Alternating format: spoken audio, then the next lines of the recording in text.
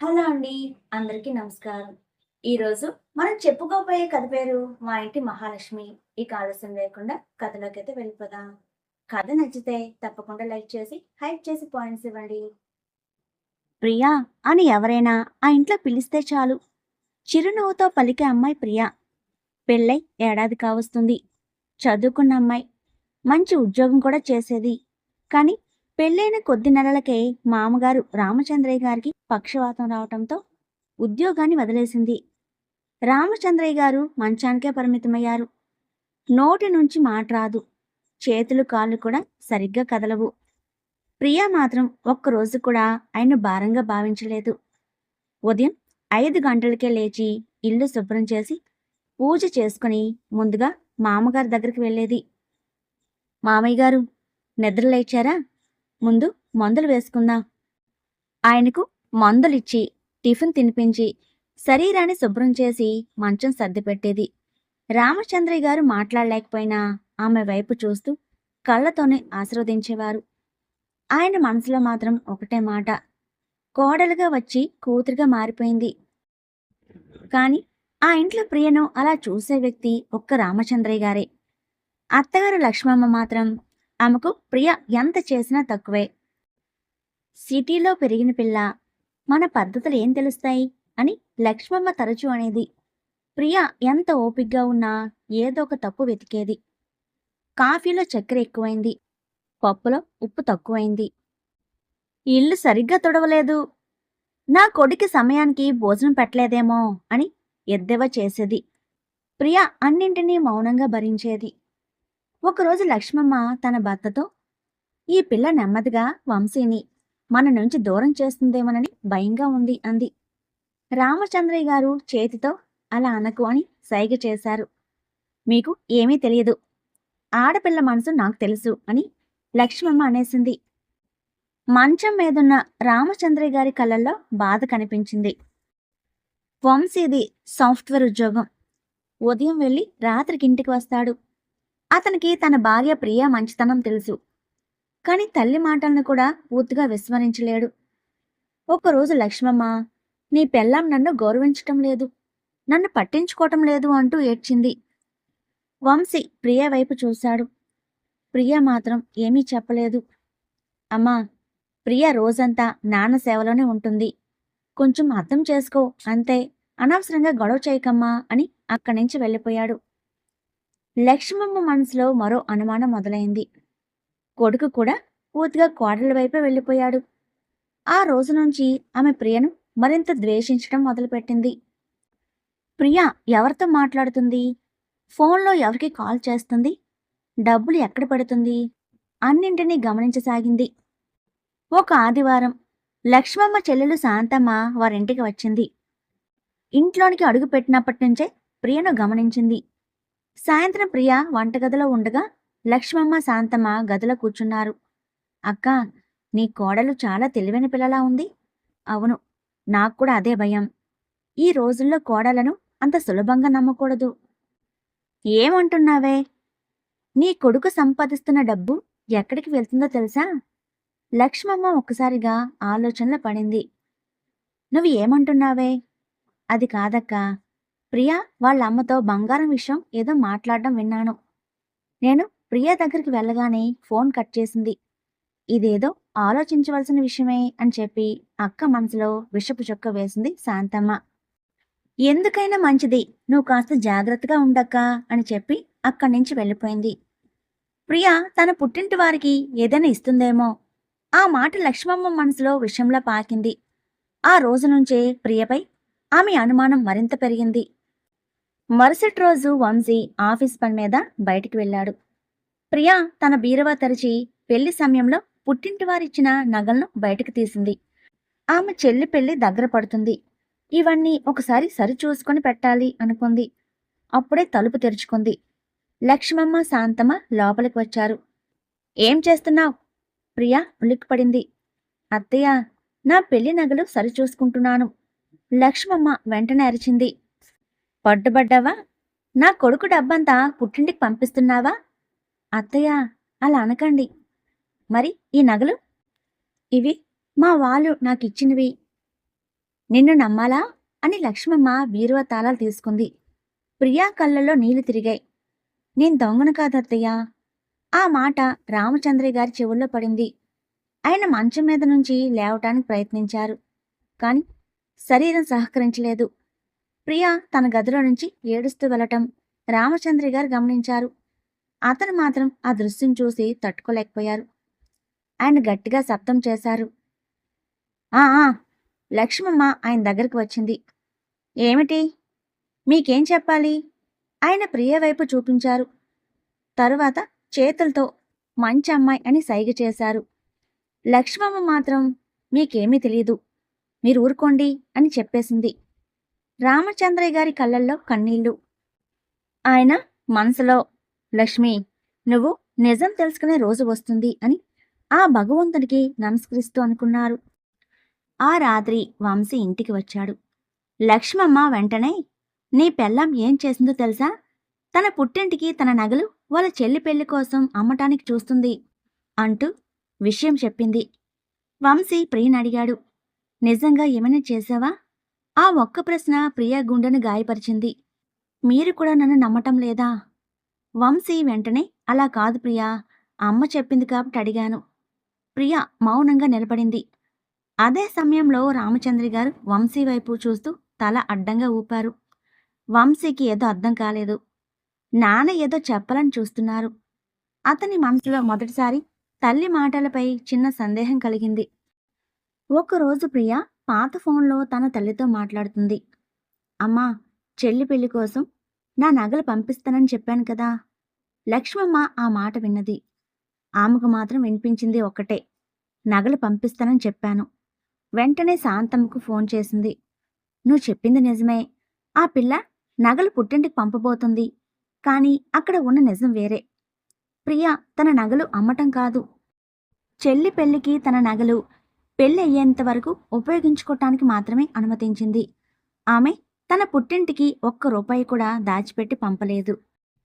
ఆ రాత్రి భారీ వర్షం, ఉరుములు మెరుపులు, కరెంటు పోయింది. రాత్రి 2 గంటల సమయంలో లక్ష్మమ్మ గదిలో నుంచి మూలుగులు వినిపించాయి. అమ్మా ప్రియా, ప్రియా, ప్రియా పరిగెత్తి వెళ్ళింది. లక్ష్మమ్మ గుండె పట్టుకుని కింద పడిపోయింది. ప్రియా, నాకు ఊపిరి ఆడడం లేదు. ప్రియ ఒక్క క్షణం కూడా ఆలస్యం చేయలేదు. వంశీకి ఫోన్ చేసింది. నెట్వర్క్ లేదు. పక్కింటి రామయ్యను లేపింది. కొంచెం సాయం చేయండి బాబాయ్ గారు, అత్తయ్యను ఆస్పత్రికి తీసుకువెళ్ళాలి అని బ్రతిమలాడింది. రామయ్య కూడా ఆలస్యం చేయకుండా ప్రియకు సాయంగా నిలిచాడు. ఇద్దరూ కలిసి లక్ష్మమ్మను బయటికి తీసుకొచ్చారు. వర్షంలో ఒక చిన్న గూడ్స్ వ్యాన్ ఆపి డ్రైవర్ను వేడుకొని ఆస్పత్రికి బయలుదేరారు. ఆసుపత్రిలో డాక్టర్ లక్ష్మమ్మను చూసి, పెద్ద హార్ట్ అటాక్, వెంటనే ఆపరేషన్ చేయాలి అని చెప్పారు. ఎంత డబ్బు కావాలి డాక్టర్ అని అడిగింది ప్రియ. 2.5 లక్షలు వెంటనే డిపాజిట్ చేయాలి. ప్రియ చేతులు వణికాయి. వంశీకి ఫోన్ చేసింది కానీ ఫోన్ కలవలేదు. తన దగ్గర డబ్బు లేదు. అప్పుడే ఆమెకు బీరువా గుర్తొచ్చింది. అత్తగారు దొంగ అని నిందించిన తన నగలు ఆమె సంచిలోనే ఉన్నాయి. కాని తాళాలు అత్తగారి గదిలో ఉన్నాయి. వెంటనే ఆలస్యం చేయకుండా రామయ్యకు అత్తగారిని చూడమని చెప్పి ఇంటికి బయలుదేరింది. బయట కుండపోత వర్షం పడుతుంది కానీ అదేమీ లెక్క చేయకుండా ఇంటికి వెళ్ళి నగల సంచిని తీసుకుని బయటికి పరిగెత్తింది. తాకట్టు దుకాణానికి వెళ్ళి, ఎంత వస్తే అంత ఇవ్వండి, నాకిప్పుడే డబ్బు కావాలి అని వేడుకుంది. తన పెళ్లి నగలను తాకట్టు పెట్టి 2.5 లక్షలు తెచ్చింది. డబ్బులు చెల్లించగానే ఆపరేషన్ మొదలైంది. బయట ప్రియ దేవుణ్ణి ప్రార్థిస్తూ కూర్చుంది. దేవుడా, అత్తయ్య నన్ను ఏమనుకున్నా పర్వాలేదు, ఆమెను మాత్రం కాపాడు. కొన్ని గంటల తర్వాత డాక్టర్ బయటికి వచ్చారు. ఆపరేషన్ సక్సెస్ అయింది. ప్రియా కళ్ళల్లో నీళ్లు. ఆమె చేతులు జోడించి, ధన్యవాదాలు దేవుడా అని చెబుతుండగా అదే సమయంలో ఆసుపత్రికి వంశీ వచ్చాడు. అతను ప్రియాను చూసి ఆశ్చర్యపోయాడు. ప్రియా, నువ్వు ఇంత రాత్రి ఒంటరిగా? ఆమె ఏమీ చెప్పలేదు. రామయ్య మాత్రం జరిగిందంతా వంశీకి చెప్పారు. మీ భార్య లేకపోతే మీ అమ్మ ఈరోజు బ్రతికి ఉండేవారు కాదు. వంశీ కళ్ళలో నీళ్ళాగలేదు. ఆపరేషన్కి డబ్బు ఎక్కడి నుంచి వచ్చింది అని సందేహం వచ్చింది వంశీకి. ఆమె సొంత నగలు తాకట్టు పెట్టింది అని చెప్పాడు రామయ్య. వంశీ ఒక్కసారిగా షాక్ అయ్యాడు. ఏ నగలు? అవి తన తల్లి దొంగ అని ప్రియను నిందించినవేనని వంశీకి అర్థమైంది.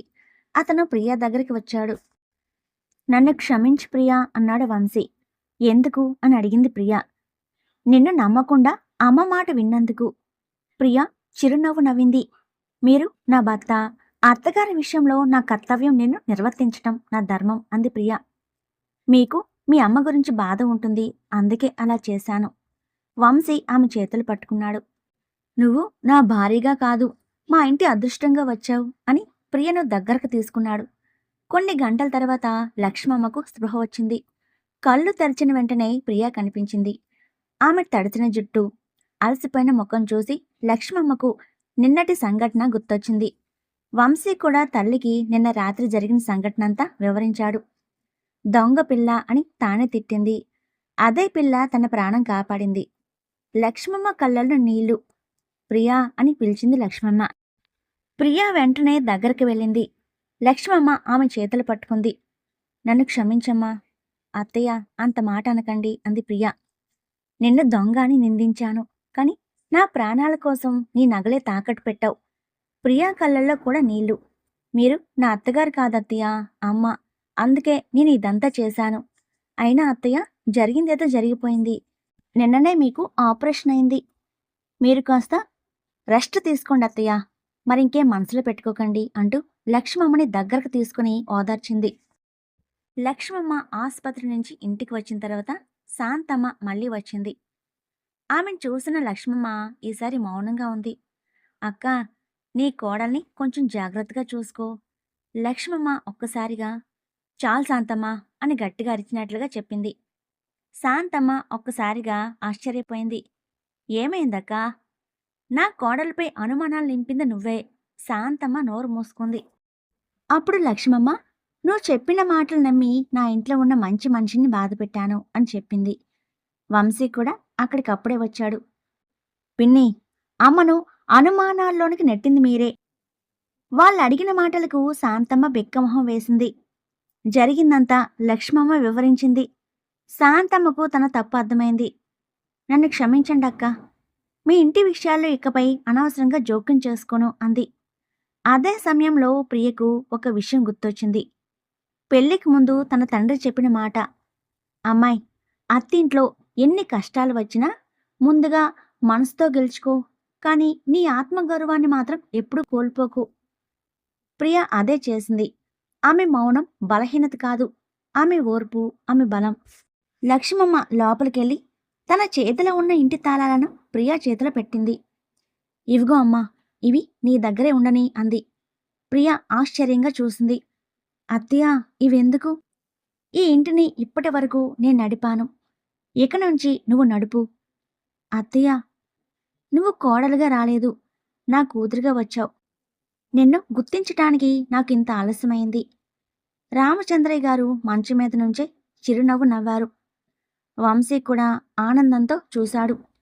కొన్ని నెలల తర్వాత రామచంద్రయ్య గారి ఆరోగ్యం కూడా క్రమంగా మెరుగుపడింది. ఆయన నెమ్మదిగా మాట్లాడగలిగే స్థితికి వచ్చారు.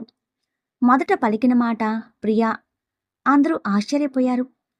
ప్రియ పరిగెత్తి ఆయన దగ్గరికి వెళ్ళింది. రామచంద్రయ్య గారు ఆమె తలపై చేయి పెట్టి, నువ్వు నా కూతురు అన్నారు. లక్ష్మమ్మ కళ్ళలో నీళ్లు. ఇంతకాలం నేను అత్తగా మాత్రమే ఆలోచించాను, కాని కోడల్లో కూతురిని చూడటం మర్చిపోయాను. వంశీ నవ్వుతూ, అమ్మా, ఇప్పుడు ఇవన్నీ ఎందుకు? అయినా నువ్వు ప్రియ గురించి తెలుసుకున్నావు కదా. లక్ష్మమ్మ ప్రియను ఆప్యాయంగా దగ్గరకు తీసుకుంది. ప్రియా, నువ్వు ఈ ఇంటికి వచ్చిన రోజు మా ఇంటికి కోడలు వచ్చింది అనుకున్నాను, కానీ నిజానికి ఆ రోజు మా ఇంటికి అదృష్టం వచ్చింది. మీ మామయ్య పూర్తిగా కోలుకోటానికి నువ్వే కారణం. నీపై నేను ఎన్నో నిందలు వేశాను, కానీ అవేవి మనసులో పెట్టుకోకుండా మాకు అండగా నిలబడ్డావంటూ కళ్ళనీళ్లు పెట్టుకుంది లక్ష్మమ్మ. ప్రియా చిరునవ్వుతో, అమ్మా, మన ఇంట్లో మనుషుల మధ్య అనుమానాలు ఉండకూడదు. ఒకసారి మనసులు కలిస్తే అదే నిజమైన కుటుంబం అని చెప్పింది. రామచంద్రయ్య గారు సంతోషంగా తల ఊపారు. ఆ ఇంట్లో ఇక నిందలు లేవు, అనుమానాలు లేవు, అత్తాకోడలు గొడవలు లేవు. ఉన్నది ఒక్కటే, ఆప్యాయత. ఆ రోజు నుంచి లక్ష్మమ్మ ప్రతి ఒక్కరికి ఒకటే మాట చెప్పేది. కోడల్ని కోడలుగా చూడకండి, ఒకరోజు ఆమెనే మీకు కూతురి కంటే ఎక్కువగా అండగా నిలబడవచ్చు అని. శుభం. కథ ఇంతటితో సమాప్తం అండి.